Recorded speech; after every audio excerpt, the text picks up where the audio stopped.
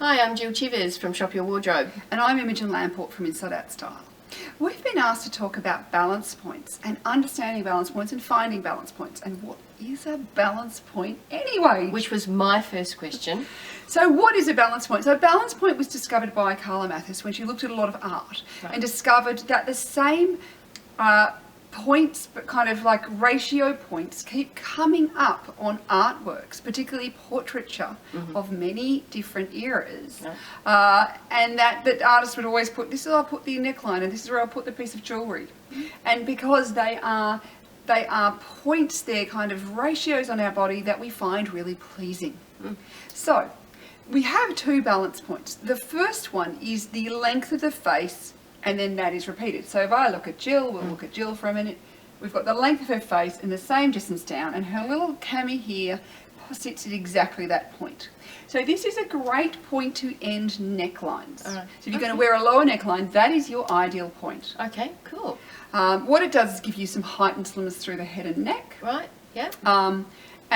But it's not overly revealing most of the time. Okay, so that would normally not mean the revealing of cleavage. Yes. Is that correct? Well, it's usually, and for most people, and the only reason I know this is I have done this on many people over the years, and it pretty much always sits at the top on the breastbone at the top of the cleavage. Yeah, right. Yeah. So I'm obviously not showing any cleavage here. It really normally sits on just at the top of the breastbone, kind of where you go, that feels like breastbone. Yeah. That's where it is. I don't know why it happens time and time again, because if you're not sure, go for the top of the cleavage at the breastbone. Yeah, and you can obviously do the measuring with your own hand. And but it's a two-dimensional thing. So you could take a photo of yourself and just go, I'm going to measure there, and then the same distance down. So you'll see my top is basically the same point as well. Yeah, right.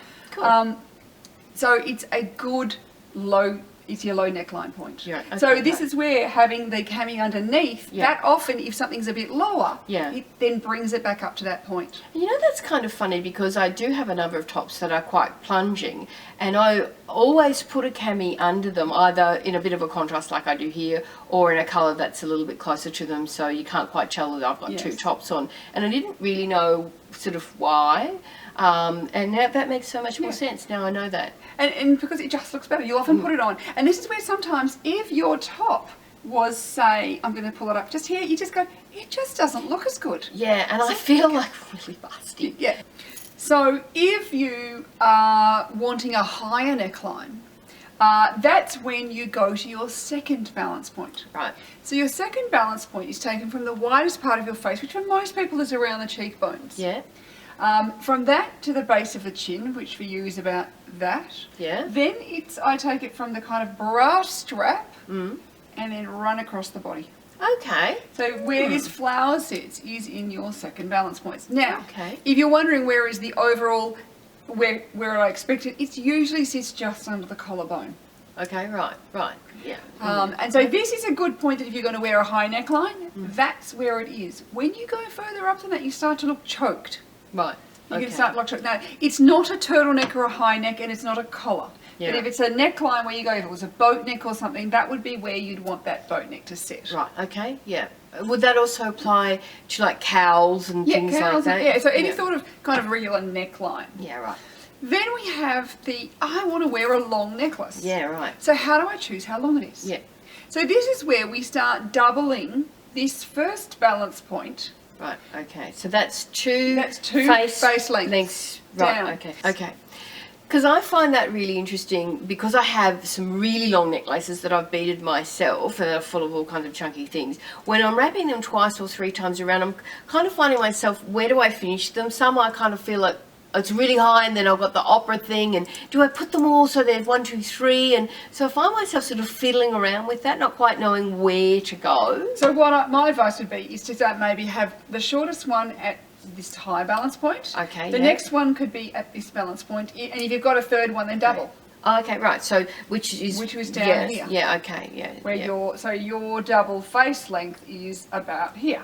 Okay. All right. So kind of just below bust for me, and it's slightly lower for you. Yes. Right. And it's to do with length of face. Yeah, right, yeah. So that's just some little tips when you're thinking about how long do I put things, where do I wear things. Yeah. Now, if you've got a large scale piece of jewellery, now this is a large but not huge. Yeah. So some of my pieces that are really quite large or might be slightly layered, they go between both balance points. Right. So they cover that full area. Yeah. So if you're wearing the high neckline, then you put your necklace down on your lower balance point. Okay. So this is a great point when we're wearing the lower neckline. Okay. If we're wearing the lower neckline, the high neckline, sorry, then we can put our piece there, or we can do this double head length sort of length. So they create balance, and it just feels better when we have our pieces at these sorts of lengths. So it's just kind of pleasing to the eye. Pleasing to the eye, and it's aesthetic balance that we find pleasing. Yeah. So hopefully this has helped you when you're thinking about how long do I make things. Yeah. It's try out these balance points, and one way you can do it is just take a photograph of yourself. Yes. And then just mark it and go, oh, okay, I see that's here and there and some, you know. Yeah. And there's nothing like looking at a photo of yourself. Looking in the mirror, you think, yeah, I'm getting it. But when you look at a photo, that really gives you what you really look like, I think. Yeah. So I think when you're trying these things out, I'm going to do that. I'm going to take a selfie in the mirror and just have a look and see where things look better. Because I kind of get the sense from a feeling perspective, but looking at it, you really get the full picture. Yeah. And even just playing with it, we're going, should I have it here or there? Sometimes just even holding it in the mirror and pulling it up or down, you'll go, actually it sits better at that point. Yeah. So hopefully you can go away now and know where to enter your necklines and where to put your jewellery.